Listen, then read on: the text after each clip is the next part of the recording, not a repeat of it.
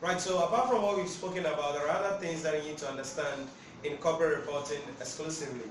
Now, in addition of the accounting standards that you need to know under IFR, under financial reporting, which include things such as IAS 2, IAS 16, IAS 2, IAS 8, IAS 12, IAS 16, IAS 20, IAS 23, IAS 36, 37, 38, 40, IFRS 5, IFRS 15, IFRS 10. All of these things are accounting standards you need to know about in the level 2. But in level 3, there are some other accounting standards that you will be adding. Some of them include the IAS 19 employment benefits. Others include things such as the IFRS 2, that is share-based payments.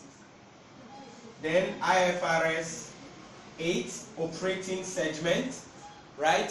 These are exclusive accounting standards. Then the accounting standards on financial instruments, IAS 32, okay? These accounting standards, and then IFRS 9, IFRS 10. These accounting standards are exclusive to the level 3 corporate reporting. So if you're writing corporate reporting, you got to make sure that you position yourself in such a way that in addition to all the level 2 accounting standards, that is, fundamentally, you have to be aware of what? These accounting standards as well. Now, not only must you know these accounting standards also, but in level 3, you know that we don't deal with single entity financial statement, but we deal with a complex group structure, as I gave an example earlier. So this is where you are going to be looking at complex group structure, preparing the consolidated financial statement in relation to the consolidated income statement and other comprehensive income, consolidated statement of financial position, and then consolidated cash flow statement. Now remember, in corporate reporting, this is a complex group structure. Now, one of the things that you need to understand primarily is the calculation of non-controlling interest when it comes to the complex group structure. Then another thing that it's also important, key that you need to understand in level 3 corporate reporting is also about foreign transactions and foreign subsidiary. Now, when there is a foreign transaction and there is a foreign subsidiary, and we are accounting or preparing the consolidated financial statement, then there are core principles that you need to understand. There are underlying factors that you need to go through, and you have to make sure that you get those concepts. That is, the exchange rate at which we transfer the balance, we translate the balance sheet balances, the exchange rate at which we transfer the income statement balances, and then the exchange rate we use in the calculation of the goodwill of the foreign subsidiary. So in the acquisition of the foreign subsidiary. So it is very important that you understand these principles very well, because as I always say, financial reporting or corporate reporting is not a difficult subject. The reason why it becomes difficult is your inability to understand the fundamental concepts. It's not about solving tons of questions. You can solve tons of questions. You can go through a lot of past questions, but it is not the number of past questions you solve necessarily that will make you pass the exam. No, because if you solve a lot of questions but you don't understand the basics, the fundamentals, the principles, the concepts, the rules guiding the preparation of a complex financial statement under various circumstances, then you cannot solve the question.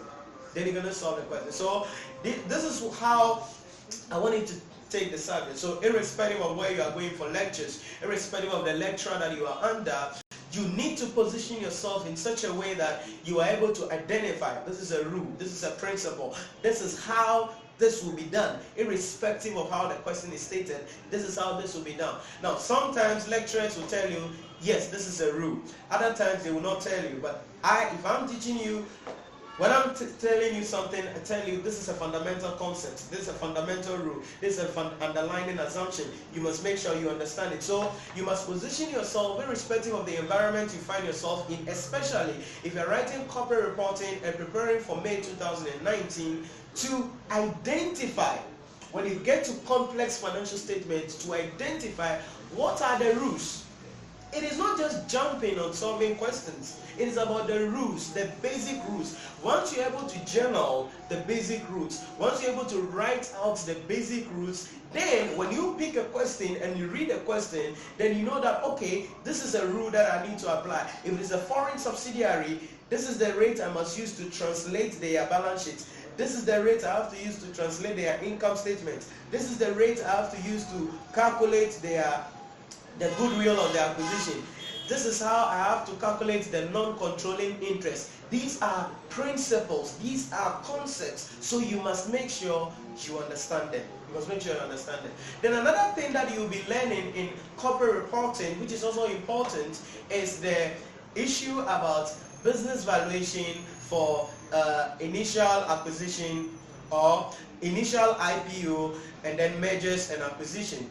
Now, this topic is closely related to advanced financial management if you are preparing for the May 2019. So, the same thing that you're going to be learning in advanced financial management is the same thing that you bring in here. So, business valuation. How do you value a business? There are various methods of valuing a business, and so you must understand the principles, the concepts, the decision rule under each of the methods. If you are using the asset-based method, you should be able to understand. If you are using the dividend valuation method, you should be able to know how to do it. If you are using the earnings yield approach, you should be able to know how to go about it. Or whatever method that there is to be used, if you are using the free cash flow concept to value a business, you should be able to know how to deal with these things, because these are principles. So anytime you go for lectures, or anytime you are watching the video, or anytime you are learning, you are scouting, literally you are scouting what the principles are, because that is how you understand it. That is how you'll be able to position yourself. That is how you can be able to solve every or any question that is said before you. So these are some of the things that you need to understand about corporate reporting as well, in addition to the things I've already discussed with you generally with financial reporting. So here also there are some issues about current issues and current developments. Now this can be a theory area, it can also be a calculation area, so you make sure that you go through that as well. Some 10-mark questions may pop up from there for you so that you can answer, but note, you've got to position yourself. You're going to be having questions on complex group structure. It could be complex cash flow statement, it could be complex statement of financial position, or complex income statement. You've got to position yourself in such a way to be able to answer questions on accounting standards. As I mentioned, 25 marks is waiting for you. It's a done deal. Then also the issue about business valuation or corporate restructure, corporate reorganization. These things are going to be there in the exam hall. Not all of them, but these are the areas. Then also ratio analysis. Certainly, it's going to be there for you to answer. So, what am I saying in a nutshell? For you to pass financial reporting or corporate reporting examination, you need to understand the core principles, the basic principles. And as I mentioned in the very first video, it is the accounting standards. And then each topic you pick, you need to understand what is the basic concept, what is the basic standard, what is the basic idea, what is the basic thing that I need to understand about this topic, about this standard, so that irrespective of how the question is thrown, I know the kind of rule to apply, and I know the kind of principle to apply. And as you may be seeing in your level 3 corporate reporting, the examiner may not necessarily tell you the standard that you have to use. He will just throw the question up and will ask you how the company can account for it. So if you are waiting for the examiner to tell you, use IAS 16 or use IFRS 15 or use IAS 37, then